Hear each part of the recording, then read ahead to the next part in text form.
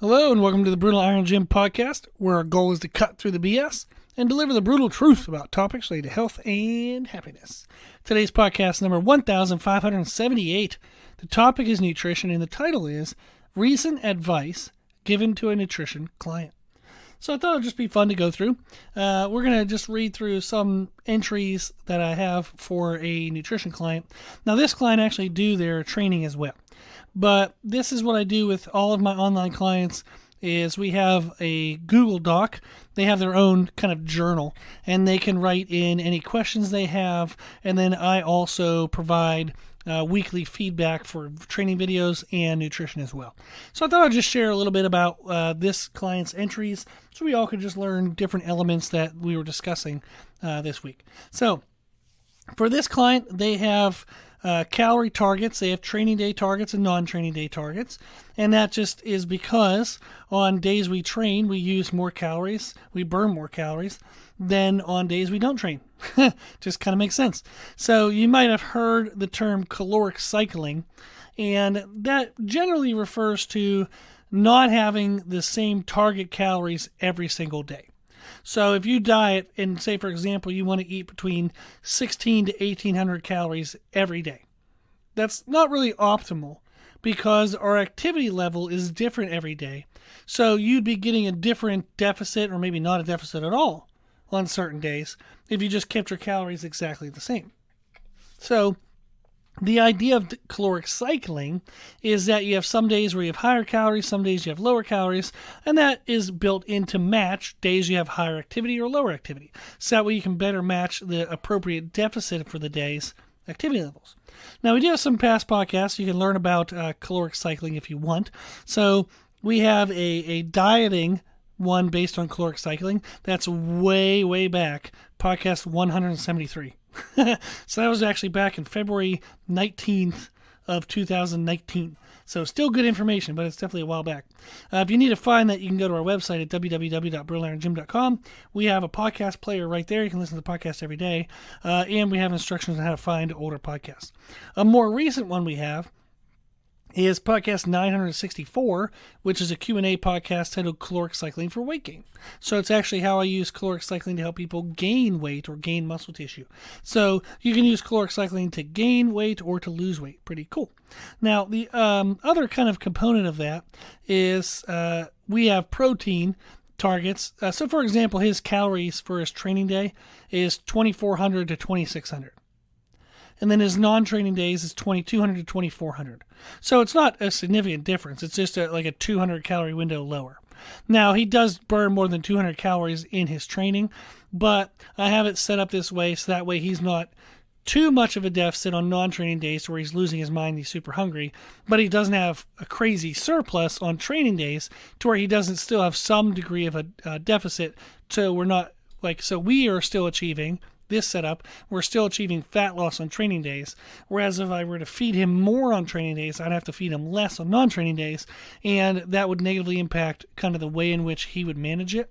Now, for some people, I do it that way because of various reasons. For this person, I decided not to do it that way because he trains 3 days back to back to back, like 3 days in a row, which then means he has 4 days of non-training in a row. I don't want his deficit so large on those 4 non-training days that he loses his damn mind by the 3rd or 4th of those days and eats everything in the house. So the way in which I have it set up is it blends the fat loss a little bit less individually per day, but it blends it better throughout the week, so that way he doesn't have such extreme highs and lows to where he doesn't get a ton of cravings and his general energy is better managed. So it's really fun to know how to kind of modify those components. And then his protein distribution, or his goal, is a minimum of 180 grams a day. And that's on all days. And part of the reasoning for that is on training days, you definitely need protein because you're beating up your muscle tissues and you're causing a lot of damage. But then also, if you train with an appropriate intensity, and it kind of depends on appropriate for who and blah, blah, blah, blah. But the way in which he trains, he would still be recovering easily 24 hours later, if not somewhere between like 36 to 48 hours. Now, that would be on a singular training day. So if he were to train on Monday, he would still need protein on Tuesday and probably into Wednesday to some degree. Since he trains 3 days back to back to back, that's a ton of damage that is compounded. Now, he trains on Friday, Saturday, and Sunday, which means without any doubt, he's still recovering on Monday, Tuesday, and probably into Wednesday. Then maybe by Thursday, you could argue that maybe he doesn't need that much protein. But he's going to be leading right into a workout the next day, so I'd rather have it a smidge above, so that way we know that there's not a deficit of protein. We want a little bit of a deficit of calories because his goal is to try to lose some body fat. But we don't want a deficit of protein because that just puts you behind in muscle recovery and joint recovery, and then also behind in adaptations from the training. So the protein to be consistent every day makes sense given what protein does. For the calories and fats to be changed every day, which is why our calorie targets are different, that makes sense given what they do. So it's helpful to know all that as well. Then he also has a distribution goal where every 5 to 6 hours, he should have about a third of his calories and protein. So the first 5 to 6 hours of being awake, he has 1/3 of his calories and protein. The next 5 to 6 hours of being awake, 1/3 calories and protein. The final 5 to 6 or whatever hours of being awake is the final amount of calories and protein. The idea of doing that was he was coming from a place, and most people do, where they undereat during the day and they overeat at night. What that causes is your body is under protected throughout the day. It doesn't have energy. It doesn't have repair. It doesn't have a lot of the things it needs. So it becomes stressed, and it feels as though it would be a very stressed state. So the body's gone, oh my gosh, I don't have any of my resources. This is miserable. You know, if this were to continue, the body would die. The body's very adaptive. So then if you eat a lot of, or the majority of your calories and protein at night, that's a surplus. In that moment, for those couple hours while your body's digesting the calories and protein, that's a surplus. So the body would say, okay, if I'm coming into that moment ridiculously underfed and malnourished, then I'm going to save the excess as body fat. And I don't know if I'm going to go and do a lot of these extra repairs and stuff because I don't really have the calories for it. I don't have the energy for it. So I'm not going to build as much muscle tissue. I'm not going to repair the joints as much as I could because I have to be protective of the amount of calories I have, the available body fat that I have, in case we have to do that period of time where we were underfed again. So when you undereat during the day and you overeat at night, it causes an extreme deficit during the day, and then there's a surplus in the evening, and due to that extreme deficit, the body saves the surplus, greater percentage is body fat, and it has a lesser reactiveness towards building muscle tissue and repairing and doing other things. So I wanted to blend out his calories and protein throughout the day. That's why we do the thirds distribution. So that's his targets, his macronutrient targets. Then what I do is for all my nutrition clients is if they do a tracking app like MyFitnessPal, My Macros, some of my other clients do like Baritastic or whatever it is, but it's like a bariatric surgery type of tracking thing. So whatever the heck the thing is that they use, I have them share their login information with me. And then I log into their days, log into that app, and I look and see on the days, okay, well, what did they eat? What have they eaten? How many calories did they have per meal? How much protein per meal? So, for example, this client, for breakfast, he had a Jimmy Dean's English Muffin Delight. He had Quaker Oats, half cup dry, chia seeds, blueberries. Then he had like a protein kind of powder with some almond milk. What that meal ended up being was 676 calories. There were 48 grams of protein and only 11 grams of sugar, which is awesome. So for this client, we've been talking about sugar control.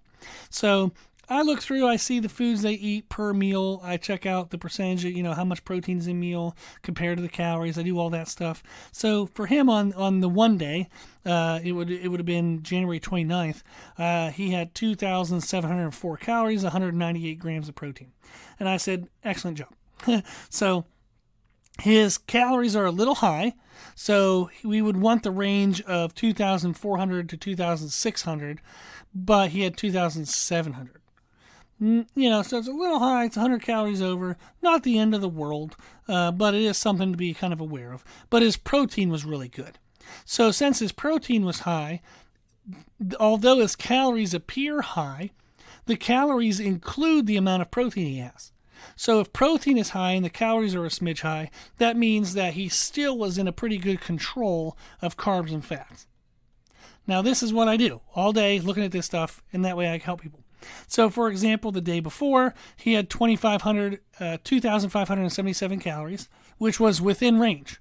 So it looks like a good calorie day. However, he only had 145 grams of protein. So that means he was missing about 40 grams of protein, which is about 160 calories. So although he was in range, there was 160 calories that must have come from carbs and fats that didn't come from protein. So he actually could have had a little bit of a surplus of carbs and fats, so therefore he wouldn't have got as much fat burning on that day. And this is where people get themselves in trouble, is sometimes their macros look good, but the percentage and the distribution aren't correct, so therefore they're not getting the results they want. And they wonder what's going on. So another day, the day before that, he had 2,700 calories, 2,710 calories, and 173 grams of protein. So I wrote, good job, but calories are a little high. But this was leading into his 3-day training day. So he has the 3-day block of training. So I said it's not as much of a concern in the sense that having high carbs and fats on this day is going to ensure that you don't get too far behind by the 3rd training day and all of a sudden you get huge cravings. So it's not the end of the world to have carbs and fats high at the beginning of a consecutive day training block. You want to definitely make sure your protein's good, but if the carbs and fats are high, it's not the end of the world. However, we don't want the carbs and fats to be high by the 3rd day, because although you would want it for energy, it doesn't really do us any good because you're about to go to have 4 training days off. So if you have consecutive training days, if you're a little high on carbs and fats on the first of the consecutive training days, not the end of the world. You're about to go train aggressively, and within a couple days you're going to get back into a deficit for sure. So it's not the end of the world. You're still going to get good fat loss. But if you're super high in carbs and fats at the end of the training block, and then you have some off days coming up, you didn't need to load up all this energy because you're not going to be doing anything for the next couple days. So you're going to get significantly less body fat loss. So when you have calories high, meaning that you had high carbs and fats, that's important to know on what days would that be okay, what days is that not okay. So the day before, for example, he had only 2,300 and some calories, so roughly about 400 calories less. But that was a non-training day, so that makes sense. But his protein was low again. So his protein was only 150 instead of 180. That's a 30-gram difference. That's a 120-calorie difference. So I wrote to him I said, good job overall. Your calories are within range, but protein is low. You started the day well. This is what's interesting, is he had good protein for breakfast, but the middle of the day was kind of low, but then he had good protein right before bed. And I told him was that's actually, if you're going to mess up your protein, that's the best way to mess it up.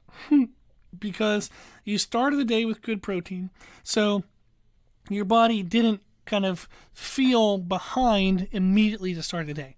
It got what it needed, and within a couple hours that food's going to digest. And then if you're low in the middle of the day, there will be an accumulation of stress. There will be a reduction in the body doing things with protein, like a reduction in adaptation from training. If you trained that day or the day before, you're going to have a reduction in just general repairs for injuries and annoyed tissues. You're going to have reduction of a lot of protein processes during the day. So there's going to be a little bit of a negative. But then all of a sudden he gets a bunch of protein before bed. Great. So then your body can kind of catch up on some of the stuff it missed during the day, and it'll have good protein while you sleep to do some proteiny things. So if you're going to mess up your protein, make sure you have good protein to start the day and good protein before you go to bed. If you're going to mess up in the middle.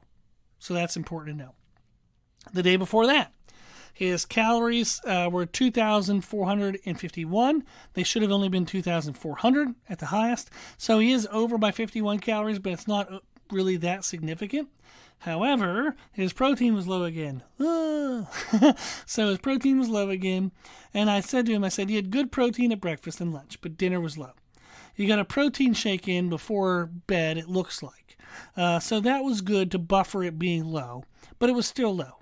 So I wanted him to know that if he's getting some low days here and there of protein, but his calories are on point, it's not the end of the world. If you miss your protein 1 or 2 days a week, but it's only by like, say, 20, 30 grams, it's not the end of the world. You're doing fine. We don't want to miss it by a lot. But we don't want that to be too many days. If it's too many days, you get behind on muscle and joint repair, and it starts to create excessive carbs and fats, which reduces body fat, reduction. It reduces general leanness. So it's important to be aware of our protein content and make sure that it's the appropriate percentage of our total calories. But if you miss 1 or 2 days, it's not the end of the world. We just don't want that to be, a recurring theme. So if it's 1 or 2 days a week, meh. Would we like it to be no days a week? Sure, I want to hit my protein every day. But if I miss 1 or 2 days, it's not the end of the world. Okay. Now, the last day that I did a review in this recent entry was on the 24th of January. He had 2,430 calories. So again, he's over on 30 calories but it's not overly significant. 30 calories doesn't really matter much. So he did a pretty good job getting near the range of 2,200 to 2,400. But his protein was awesome. So love it. He had 199 grams of protein. Hell yeah. Dance, dance, dance. So it makes me very happy.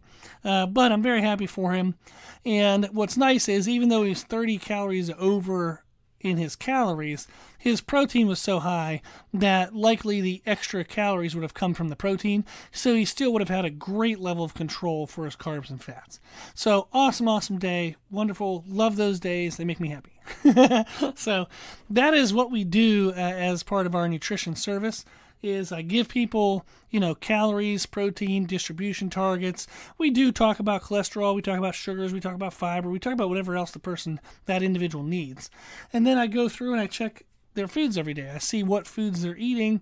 If a certain, like for example, say, like some people are very sensitive to water bloat and water manipulation, body water retention. But if they have high degrees of variance in sodium, from day to day, that can cause that change of water retention in the body, and especially differing degrees of carbohydrates. So sometimes if I'm working with somebody and say they have a little bit of an eating issue, and they're very sensitive to how tight their clothes feel from day to day, checking sodium levels is very helpful because that could be contributing to part of the reason why they feel different one day versus another day. Now, what's fun to know about that is they might think they're overeating or they're gaining body fat. Whereas if they just normalize their sodium, all of a sudden, they don't feel as fluffy from one day to the next. They feel much more stable mentally, and we have a great process. They don't go through these under-eating, overeating, binge cycles. So it's really cool to know that. So this client doesn't mention that. We don't really have that as an issue, but just for fun, just to have reference, on one of his days, he had 5,149 grams of sodium. Not the end of the world. That was actually a training day. So it's a little high. It's definitely higher than the recommended average, but the recommended average is for like non-athletes. So that's that would be his number for one day, is 5,149 milligrams of sodium.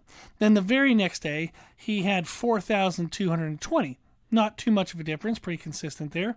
The next day, he ended up with 5,420. So you can see, he's relatively consistent.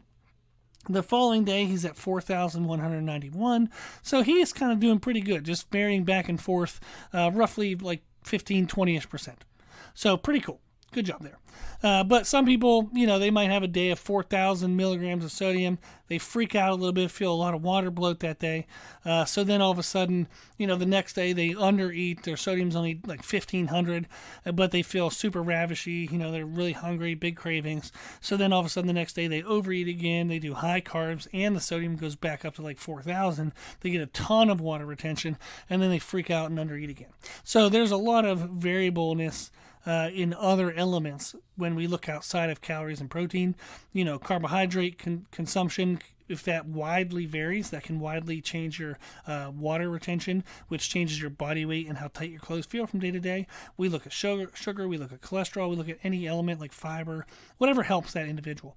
But I love it because I get to kind of go into their world, see the foods they eat, see the timing of things, and then give feedback about specific foods or the way in which the numbers are turning out. So I really love that. I thought that would be fun to share, just kind of a couple tips or just information that I usually talk about with my nutrition clients. Cool. Well, of course, I'm going to take the opportunity that if you are interested in nutrition coaching, you can learn about that on our website at www.brutalirongym.com. So we have nutrition-only coaching, we have nutrition and training coaching, and then we also have our live monthly programming service where you get brand new programs every 4 weeks. It includes nutrition recommendations on how to set up your own nutrition program, and then that service also includes free Q&A. You can ask me any questions you want at any time, and I will answer them at least once a week. I try to do it more often if I can, but at least once a week I go through and I answer every single individual person's questions. Pretty awesome. So you get brand new programming every 4 weeks, and you get to ask whatever questions you want, and I answer them. So tons of education, and then everybody else gets to kind of see the questions in that service. On my one-on-one clients, their journal is private. Only you and I will see it.